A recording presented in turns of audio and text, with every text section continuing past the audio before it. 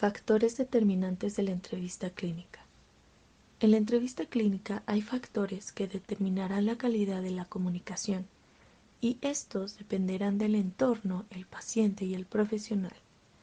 Entre estos factores se encuentran los variables del contexto. Entre estas están la dificultad de acceso a las consultas, esperas demasiado largas, interrupciones o ruidos, características organizativas, comunicación interdisciplinar y la presión asistencial. También tenemos las variables cognitivas y emocionales del paciente. Entre ellas se encuentran las creencias sobre la salud y la enfermedad, problemas de información y comprensión, estados emocionales como la ansiedad y la depresión, y estados o estilos de personalidad. Ahora, en tercera instancia, tenemos las variables cognitivas y emocionales del profesional. Entre ellas están el autoconcepto, las creencias sobre el rol y la relación, actitudes disfuncionales y puntos conflictivos no resueltos, tales como la competencia, poder e intimidad. Habilidades de la comunicación interpersonal y habilidades de comunicación verbal y no verbal. Anteriormente hablamos sobre los factores que determinan la calidad de la comunicación. Es por esto que en esta sección nos adentraremos en este tema.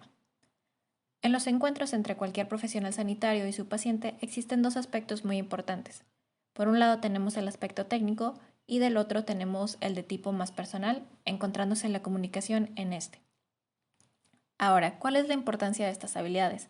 La importancia de estas habilidades radica en que la comunicación adecuada ejerce una influencia notable sobre la capacidad resolutiva del profesional, además de que disminuye la percepción de necesidad y abuso de las consultas por parte de los pacientes.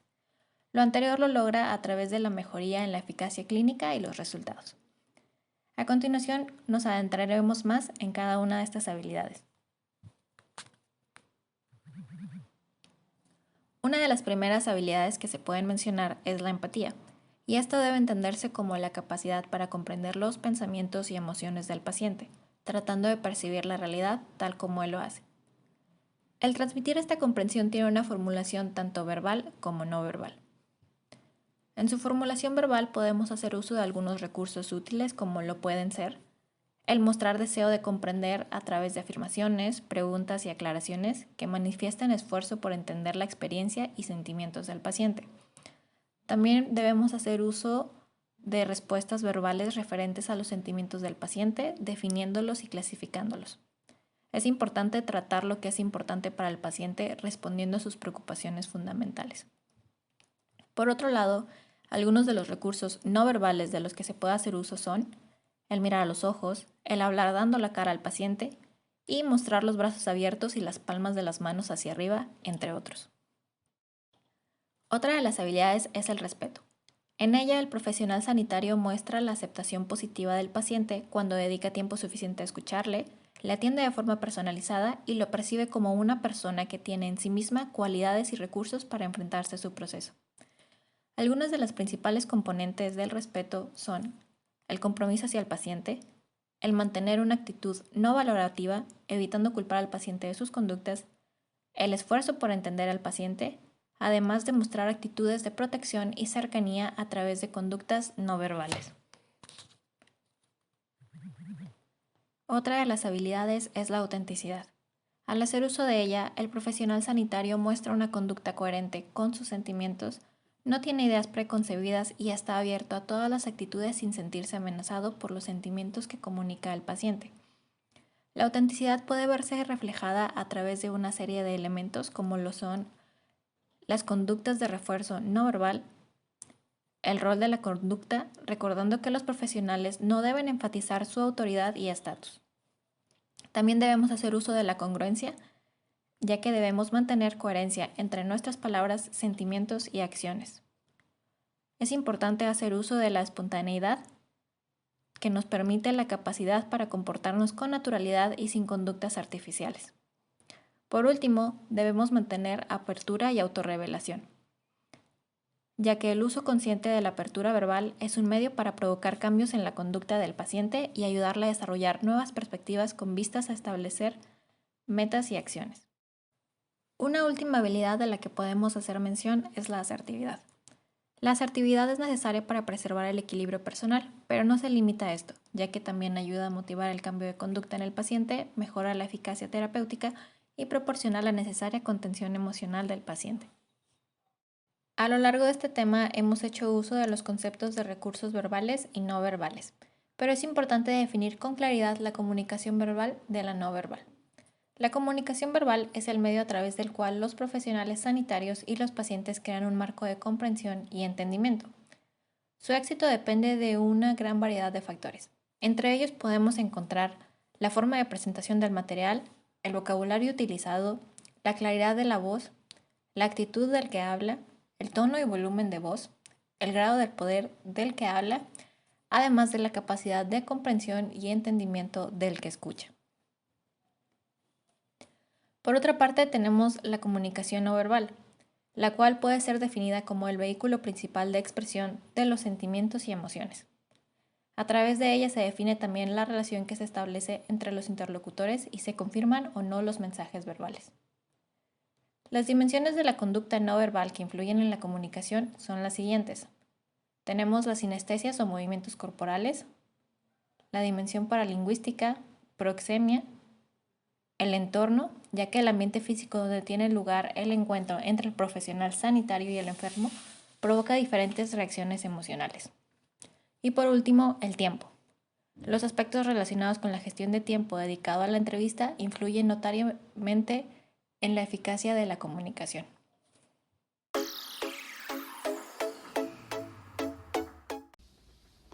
La entrevista integradora ayuda a los pacientes a tener un panorama más amplio de las causas de su estado de salud. Un profesional sanitario debe, como su nombre lo dice, incorporar información de la biografía del paciente a la observación que hace. De tal forma, se puede relacionar con mayor precisión el origen de los problemas y las necesidades de los pacientes.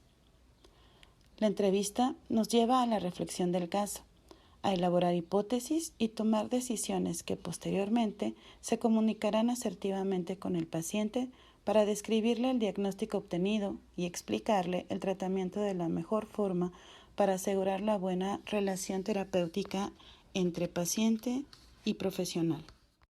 La entrevista semiestructurada es un modelo utilizado de manera extensa en la atención primaria. Su formato combina la entrevista libre y la cerrada. Se trabaja partiendo de un síntoma de forma organizada al desarrollarse por fases y permite que el paciente siga las recomendaciones al sentirse comprendido en su problema. La entrevista consta de dos partes, la exploratoria y la resolutiva. En la primera, la exploratoria, es importante dejar claro cuál es el motivo de la consulta para priorizar la atención necesaria, así como escuchar la perspectiva y esperanzas del paciente sobre su situación, pues pudiera ser que encontremos información que el paciente demuestre de manera no verbal. Los pasos de esta etapa son: baja reactividad. Es cuando el entrevistador evita interrumpir al paciente y así éste puede desenvolver mejor su relato. Silencio funcional. Ayuda al paciente a concentrarse y a detonar reacciones durante la entrevista. Facilitación. El paciente se anima a comenzar o bien a continuar con su relato. Empatía. Manifiesta solidaridad emocional por parte del profesional para el paciente y esto le ayuda a sentirse acompañado. Frases por repetición. Se dan con el fin de orientar la atención nuevamente hacia la entrevista. Señalamiento. Es cuando el profesional le indica al paciente las emociones o conductas para que las analice y reconozca así sus conflictos psicoemocionales. De la misma forma, es importante evitar algunos errores en estas prácticas, como por ejemplo, tener un trato frío y personal desde el saludo con el paciente, divagar en el motivo de su consulta o ser demasiado abierto, dar por terminada la entrevista en algún punto no relevante, preguntar mucho pero sin tomar en cuenta las resoluciones del paciente, controlar la conversación o interrumpir las aseveraciones del paciente, conformarnos con la información que deseamos pero no con la que en realidad ayudará a resolver la situación, tergiversar la información con recomendaciones propias. Procuremos que la voz que usemos no sea parca, Dejemos que el paciente pregunte o dé más información. No saturemos de información los conceptos ni usemos demasiados tecnicismos que impidan la comprensión o que puedan confundir al paciente con diferentes problemas sin aclarar ninguno. Durante la fase negociadora, evitemos no permitirle al paciente participar u opinar y también entendamos que las opiniones del paciente no son evidencia de su desconfianza. La fase resolutiva se basa en técnicas adecuadas para informar al paciente y que éste haga valer su derecho a la salud. Aquí, el profesional tiene una intervención mayor dando el diagnóstico o tratamiento para después analizar los problemas que se detectaron. Este conjunto de habilidades puede clasificarse en técnicas de la fase del diálogo y en técnicas de la fase negociadora, donde se tratan las discrepancias entre las opiniones del paciente y las consideraciones del profesional para acordar las acciones que abordará el paciente. En la enunciación del problema, el profesional emite su opinión sobre lo que se ha consultado. En la sesión real o intencional, el profesional acepta una petición o sugerencia por parte del paciente. La reconversión de ideas consiste en discutir lo que el paciente cree, mostrando también las incoherencias o las controversias en esta información. En la reconducción por objetivos, el profesional evita discusiones irrelevantes y retoma el centro de la entrevista. En las técnicas utilizadas en la fase de acuerdo, el doble pacto es cuando el profesional cede en un punto de la misma manera en que el paciente cede en otro. En el paréntesis, se pospone la resolución del diagnóstico o bien del tratamiento que fue solicitado por el paciente. La transferencia de responsabilidades es cuando el profesional cede la petición del paciente a otra institución o bien a otro profesional. El disco rayado es cuando el entrevistador repite su posición, dando a entender que es el punto final de la negociación. Y la propuesta de una nueva relación se establece cuando el contrato terapéutico está en duda por parte del paciente. Como podemos ver, el proceso de la integración no termina con la entrevista. A veces es importante también examinar con otras herramientas complementarias o canalizar con otros especialistas con la finalidad de acercarnos al estado óptimo de salud para el paciente. De tal forma, establecer una buena conexión entre el profesional sanitario y el paciente es resultado de aplicar adecuadamente las técnicas de comunicación. Las entrevistas clínicas competentes minimizan la tensión de la consulta, previenen el desgaste profesional y emocional, pero sobre todo facilitan el diagnóstico y tratamiento eficaz para los problemas de los pacientes.